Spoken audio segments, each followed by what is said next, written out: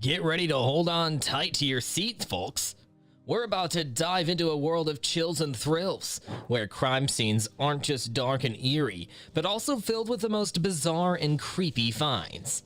From mysterious ciphers to taunting notes left by killers, and even a bloody machete with a twisted message, we've got it all covered in our top 10 creepy things found in a crime scene. So grab a friend and some popcorn, because this is one ride you won't forget. And who knows, maybe you'll finally get to solve the mystery of the unsolved cipher. But don't worry, we won't judge you if you need to sleep with the lights on after watching this. So buckle up and let's begin. And don't forget to hit the like and share button if you enjoyed this video. Number 10. Artwork with a message. Can you name the most unsettling piece of artwork you've ever seen? When a real estate agent spotted it while showing a house to potential buyers, she nearly lost it. The agent came across a collection of children's crayon drawings while exploring the upstairs. One reading asked, "Did I scare you?" Her fear was warranted, so she posted her find on the video sharing platform TikTok. Fans of the agency on social media were quick to comment, with some calling the behavior childish. Prank, in other terms. Others, however, saw the paintings as hostile and indicative of a disturbed child living there. Number 9. Grisly devices. Dean Corll, also known as the Pied Piper and the Candyman, was a notorious serial killer. His methods were notoriously brutal and involved the use of two young accomplices in the luring, torturing, and murder of his victims. The victims were often restrained on a plywood board and subjected to harm by Corll prior to their untimely deaths. This torture board was discovered at the crime scene when Corll's killing spree came to an end at the hands of one of his accomplices, Elmer Wayne Henley. Number 8. Legos. The story of Lucille Johnson's murder in 1991 is a deeply disturbing one, especially due to the involvement of children. The crime scene was notable for the presence of scattered Lego bricks, which added an eerie element to the tragedy. DNA testing conducted years later revealed that Johnson's murderer, John Sansing, had brought his son with him that fateful day. This raises the disturbing possibility that the son was innocently playing with the Legos while his father was committing such a heinous act. This thought is both disturbing and difficult to comprehend. Number 7. Bathroom hair. The hair in question was not actually from Ted Kaczynski, also known as the Unabomber. Instead, Kaczynski ingeniously planted hair belonging to someone else, which he found in a bus station bathroom, in one of his explosive packages in an attempt to mislead authorities. The use of someone else's hair in this manner is not only unethical, but also creepy, and it raises the possibility of being wrongly implicated as an accomplice to such a dangerous criminal. Number 6. Tarot cards. The Beltway snipers terrorized the Washington, D.C. region in 2002 with their calculated use of long-distance rifles. John Allen Muhammad and Lee Boyd Malvo employed various methods to create fear and uncertainty during their shooting spree.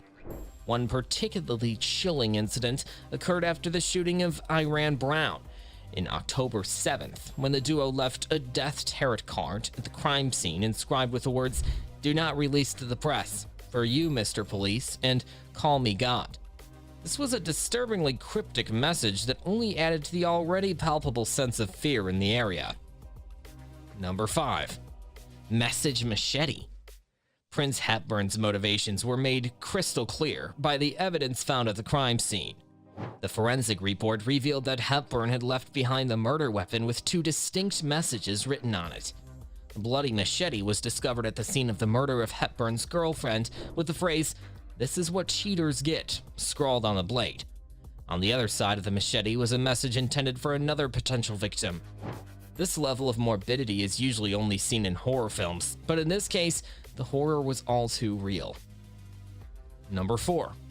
A promise to return. The identity of Mary Bell may be hidden under an alias, but she holds the infamous title of being the youngest female murderer in Britain.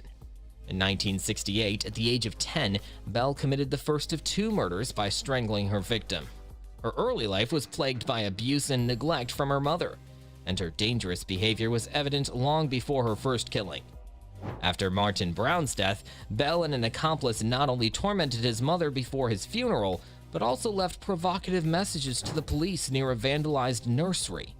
One of the messages read, "I kill so I can return." Number 3. Ed Gein's house. Ed Gein's house was once a seemingly ordinary home in Plainfield, Wisconsin, but it quickly became known as the site of some of the most horrific crimes in American history.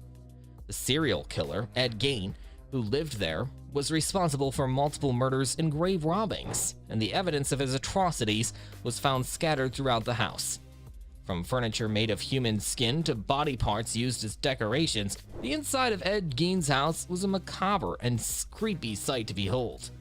This infamous location has since become known as one of the most disturbing crime scenes in history, offering a glimpse into the twisted mind of a serial killer and the horrors he committed. Number 2. A deadly plea. The legal case surrounding the lipstick killer, William Aarons, was plagued with issues including inconsistent prosecution, inadequate police work, and illegal activities. Some people even questioned whether Aarons was actually the infamous serial killer who left a creepy message at the scene of a crime. This message, scrawled on a victim's apartment wall, read, "For heaven's sake, catch me before I kill more. I cannot control myself." Despite these concerns, Aarons was sentenced to life in prison for 3 murders, but he died while still maintaining that his confession was coerced. Number 1. Ciphers. Ciphers are secret messages encoded for the purpose of conveying a hidden meaning. Over the years, there have been numerous killers who have utilized ciphers in their communications, with the Zodiac Killer being one of the most notorious examples. Another case involving ciphers is the mystery surrounding the death of Ricky McCormick. On June 30th, 1999, McCormick's remains were discovered in a Missouri cornfield with a cryptic message on his body.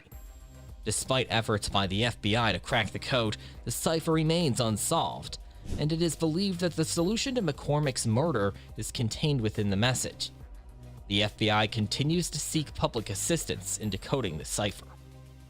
To wrap up this discussion on the top 10 creepy things found at the crime scenes, we would like to ask for your thoughts and opinions.